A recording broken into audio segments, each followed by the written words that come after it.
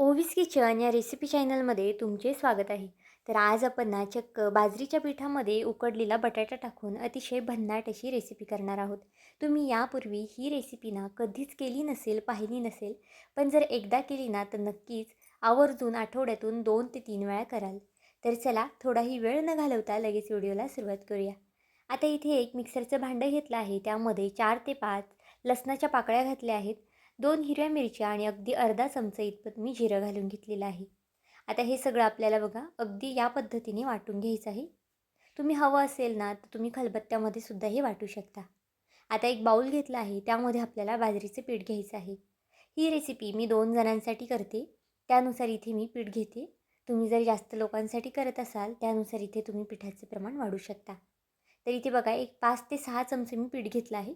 वाटीने मोजलं तर एक लहान वाटी पीठ इतपत मी घेतलेलं आहे. आता इथे मी एक मोठ्या आकाराचा बटाटासुद्धा बघा उकडून घेतला आहे आणि तो बटाटा किसणीने इथे मी किसून घेतला आहे. तुम्हाला हवं असेल ना तर तुम्ही हाताने सुद्धा मॅश करू शकता. पण जर हाताने बटाटा मॅश केला ना तर त्याच्या गाठी-गाठी राहू शकतात. त्यामुळे शक्यतो आपल्याला इथे हा बटाटा किसणीने किसून घ्यायचा आहे.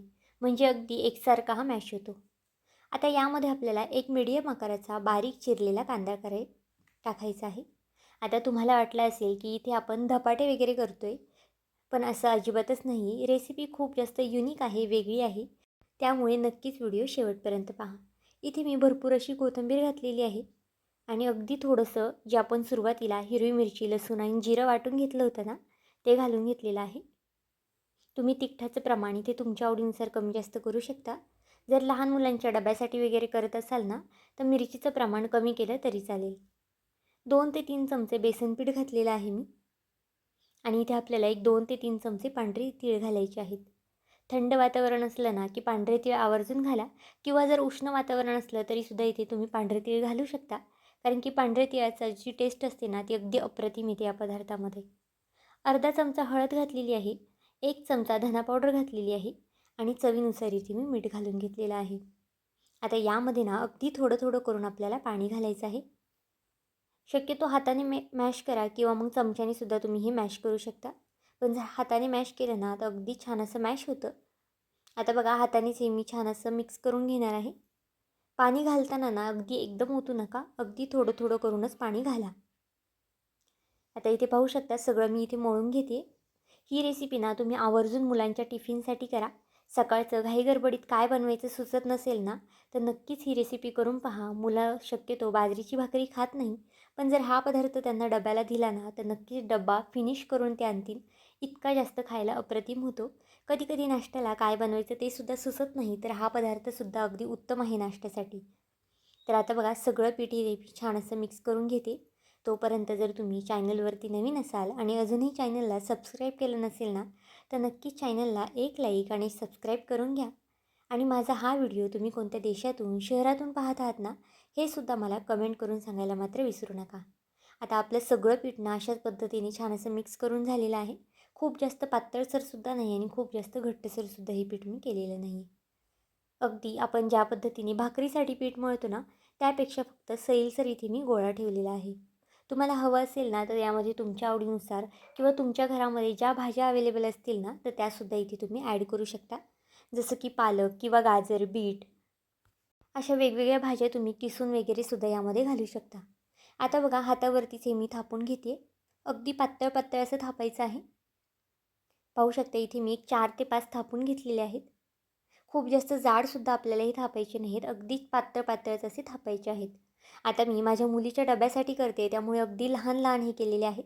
पण जर तुम्ही मोठ्याल्यांसाठी करत असाल किंवा नाश्त्यासाठी करत असाल ना, तर एकच मोठा केला ना तरीसुद्धा चालणार आहे.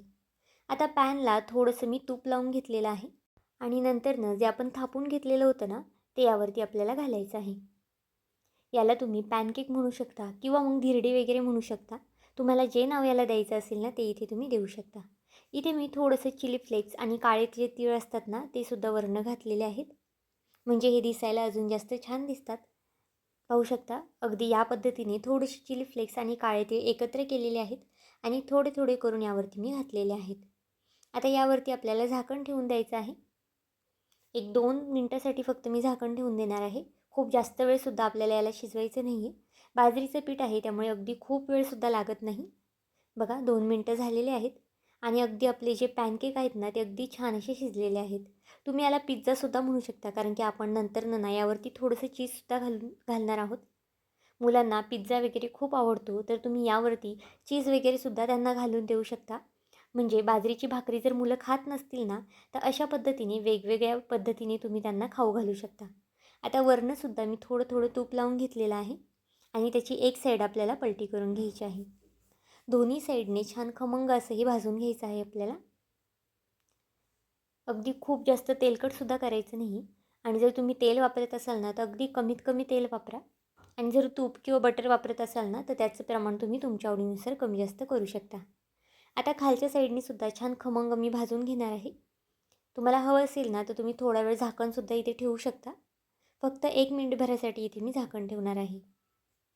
तर इथे बघा आता 1 मिनिटभर झालेलं आहे. आता झाकण काढूया. आता बाजरीचं पीठ आहे त्यामुळे बघा अगदी 3 ते 4 मिनटं लागू शकतात शिजायला. खूप जास्त फास्ट गॅससुद्धा करायचा नाही आहे. अगदी मीडियम गॅसवरती आपल्याला हे शिजून घ्यायचं आहे. सकाळच्या घाईगडबडीत जर काहीतरी झटपट करायचं असेल ना तर तुम्ही हा पदार्थ नक्कीच करू शकता. संध्याकाळचं हवं असेल तर तुम्ही पीठ वगैरे सगळं एकत्रित करून बाऊलमध्ये फ्रीजमध्ये ठेवून देऊ शकता आणि सकाळ फक्त उठल्यावरती गरमागरम ही थालीपीठं किंवा मग ह्याला तुम्ही छोटे छोटे पॅनकेकसुद्धा म्हणू शकता. हे गरमागरम पॅनकेक तव्यावरती झटपट असे बनवू शकता.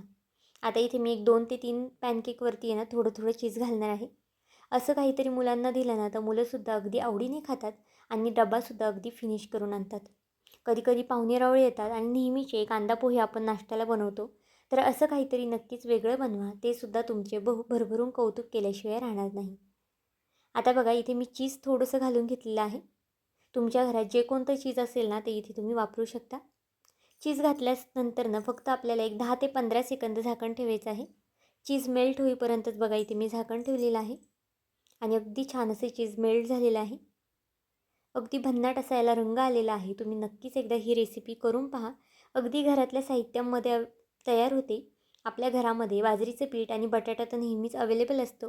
त्यामुळे ही रेसिपी तुम्ही आवर्जून करून पहा. अगदी कमीत कमी वेळेमध्ये सुद्धा तयार होते आणि खायलासुद्धा अगदी अप्रतिम लागते. हा पदार्थ थंड झाला ना तरीसुद्धा तितकाच छान खायला लागतो. इथे बघा सगळे पॅनकेक आपले तयार झालेले आहेत. टिफिनसाठी तुम्ही नक्कीच हा पदार्थ करून पहा. मुलांना जर नवीन काहीतरी द्यायचं असेल ना तर हा उत्तम पर्याय आहे. तर आजची ही रेसिपी तुम्हाला कशी वाटली मला हे कमेंट करून नक्की सांगा आणि चॅनलवरती नवीन असाल, चॅनलला अजूनही सबस्क्राईब केलं नसेल तर एक लाईक आणि एक सबस्क्राईब करायला विसरू नका. पुन्हा भेटूया आपण अशाच एका नवीन व्हिडिओमध्ये. तोपर्यंत बाय.